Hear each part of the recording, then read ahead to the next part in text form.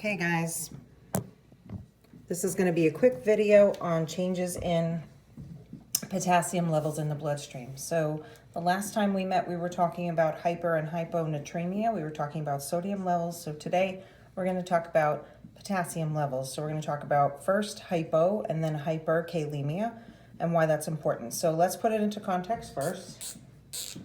Okay. Jake needs to leave now. This is Jake. Look at him. Mess. Okay, so again, big picture. We have two electrolytes that are of critical importance. Okay, we had sodium, which we discussed, and now we have potassium. Why are they of critical importance? We want to keep in mind that potassium and sodium are important for both your nervous system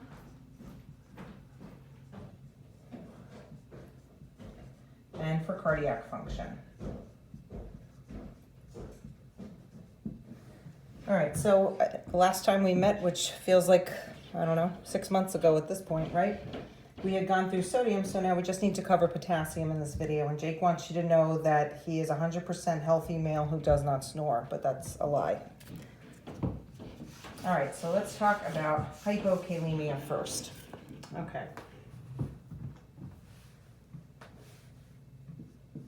All right, so hypokalemia. This is when someone has low potassium levels. Again, this is circulating. So it's all about what's going on in our bloodstream because that's what's available to our nervous system and that's what's available to your cardiac cells, okay? So what this indicates to me is there's been a significant loss of total body potassium. So what are some possible causes? And if you look in the guided notes, all of them are listed, but it typically would be something like inadequate intake,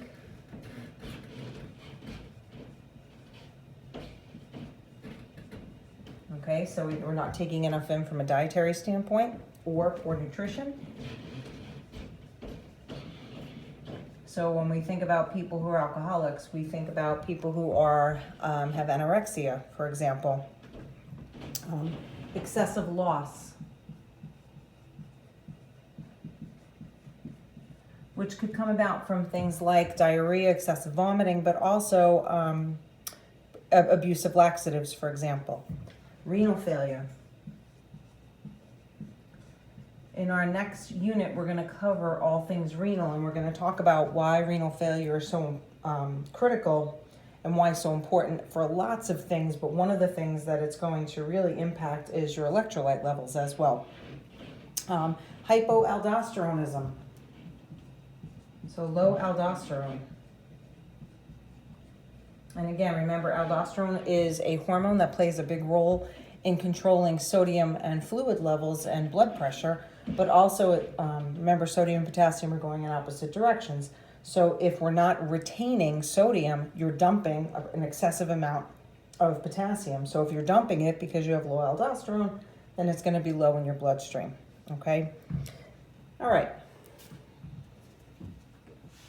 So let's talk now about some of the outcomes. Okay, we're getting rid of Jake's message that we don't care about. Mama needs room to write. Okay. So what are the outcomes associated with low potassium? All right, so we want to think about nervous system outcomes and cardiac outcomes. So mild losses of potassium, a patient would be fairly asymptomatic. But if we had a large-scale loss of potassium, you can expect things like muscle weakness,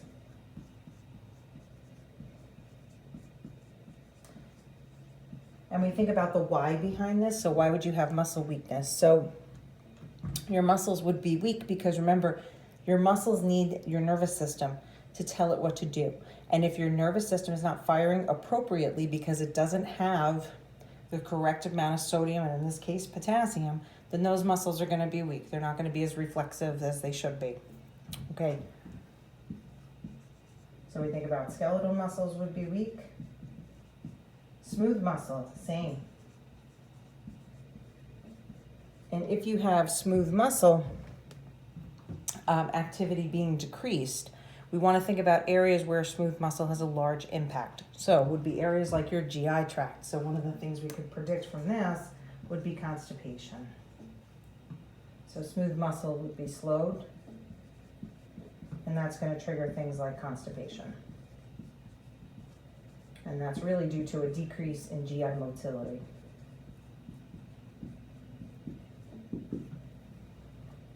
Okay. The other area where we would have impact is we would have changes in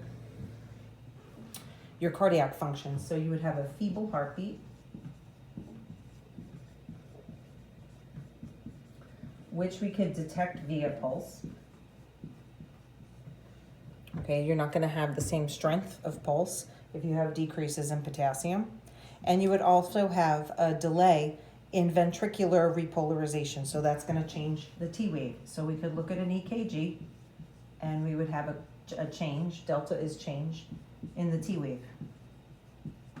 And that is because you'll have a delay in ventricular, right? In the ventricles, specifically the left ventricle,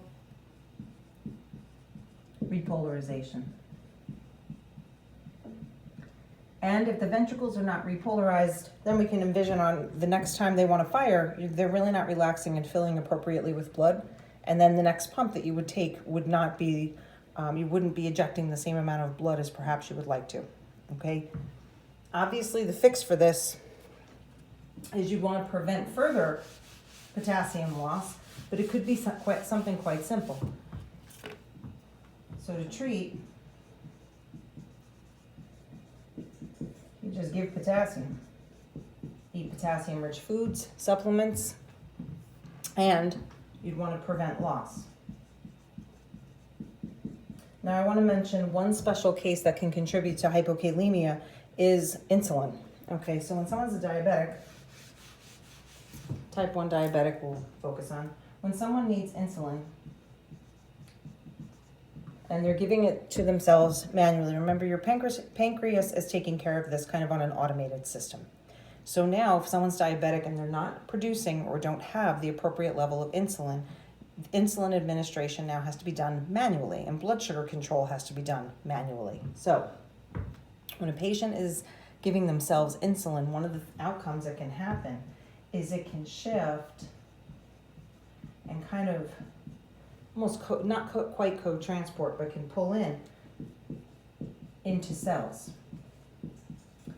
So if you're shifting potassium into the cell, then overall you would reduce potassium in the bloodstream. And that is where we would have hypokalemia.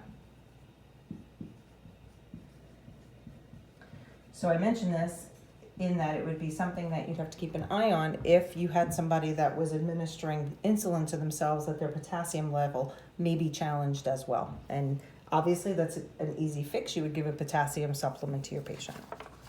Okay, so the last thing we want to talk about involving electrolytes is the opposite issue, is when you have hyperkalemia.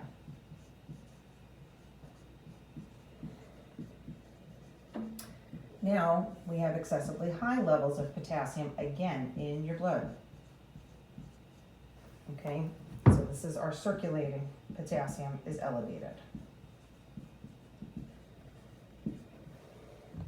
Okay, so there's really kind of two large reasons why this could happen, right? You could have, so what's the why? How is this happening? You could have excessive intake.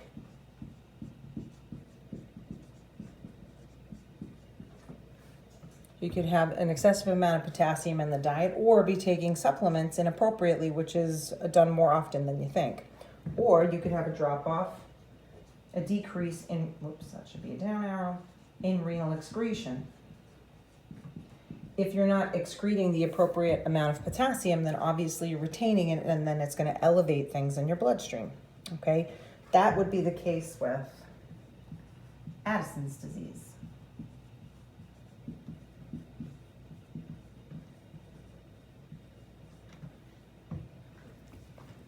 Okay, so now we think about, we would think about other reasons drug-related reasons that you might have hyperkalemia, okay? So Let me just erase this quick because I want to write quite a bit. Okay. Drugs that are used to treat high blood pressure.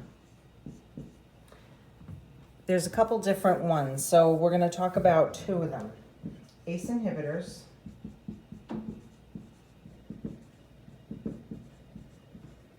and aldosterone. And I'll tie this into the RAA system as well. Aldosterone antagonists. These are two different types of medication that can be used to treat blood pressure. And these specifically work in the renal system. They target the RAA system, the renin-angiotensin-aldosterone system.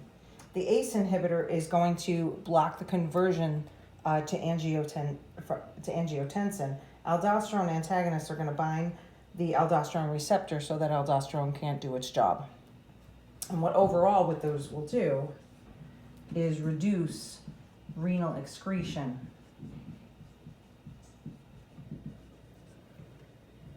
Of potassium.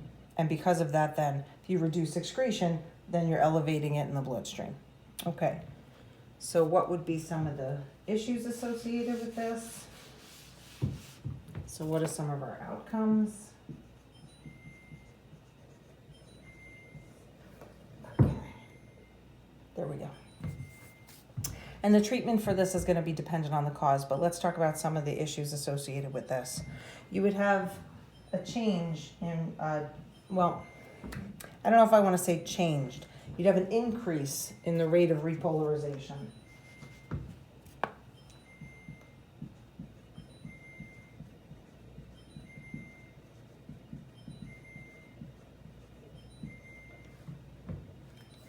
Okay, that's going to cause a loss of muscle tone, weakness, and paralysis.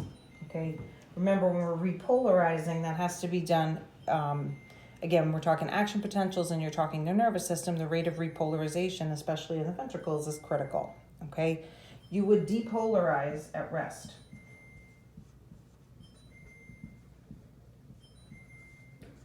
So when the cells are at rest, or should be at rest, they are depolarizing and firing a signal in your nervous system. So you're going to have this kind of situation where you would have spontaneous depolarization. This is going to lead to something like VFib, or where you would have ventricular fibrillation. That can lead to cardiac arrest.